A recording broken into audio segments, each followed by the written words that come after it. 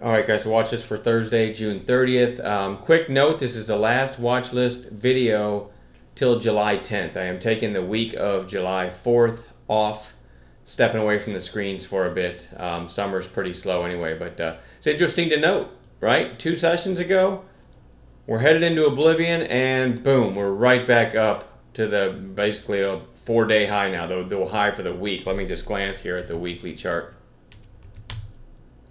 That did not even come close to working. We'll just click on the W up here. So right now it just looks like a little hiccup and right back up. So we'll see. It's summer trading, but there are some very, very nice opportunities out there. I've got a small list for tomorrow. I'm going to trade the open. If you're a member of the chat room, just to let you know if you didn't hear me today, I'm going to trade the open tomorrow, maybe the first hour or two, and then I'm done until whatever the date is, the week after, the Monday after July 4th week. I'm glancing at the calendar as I'm babbling. I'm real prepared for this video, right? So my next trading day will be Monday, July 11th. There will be a watch list video the night of July 10th for the 11th. So, all right, having said that, my watch list, I'm still loving the small cap, so I'm going to watch this ZDGE, really nice, kind of 2.5 day, 3-day run, and now we got a couple red days. Pretty good setup for a turn back higher. HTBX, one of the rare under $1 stocks that I'm going to watch tomorrow.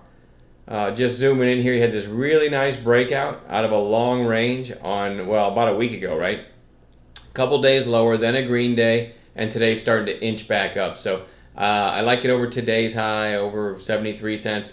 I'm looking for some kind of intraday breakout to maybe take us back through 83. I wouldn't be surprised if this thing ran to $1 if it can get over 83. So this one's pretty interesting here. CLVS, nice gap up and pretty strong close. I want to watch that for a red to green, some kind of follow through tomorrow.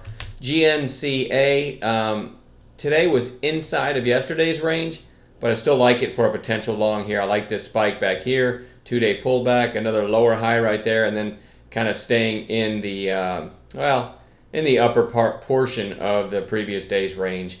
That one could break out one of these days. MGT, I've got to put on watch. Man, this thing was huge today. Took off on an intraday basis, and I had electricians at the house, and I wasn't even in the chat room at the moment this thing took off, so I never caught a trade in it. And I actually had it on the morning watch list this morning. Anyway, but you know what? This one might, gap down a little bit and give a red to green or something. That's a really interesting chart when you have this huge push. Then it really found nice support at 250. You had a secondary push. Looked like it was rolling over again. And next thing you know, boom, we're back through these recent highs. So this one could continue to squeeze tomorrow. You don't ever want to chase, so be careful with your entry and your position size. But if I get a proper entry in the morning, I might take a trade in that one. And then last, I'm just going to put GBR on watch.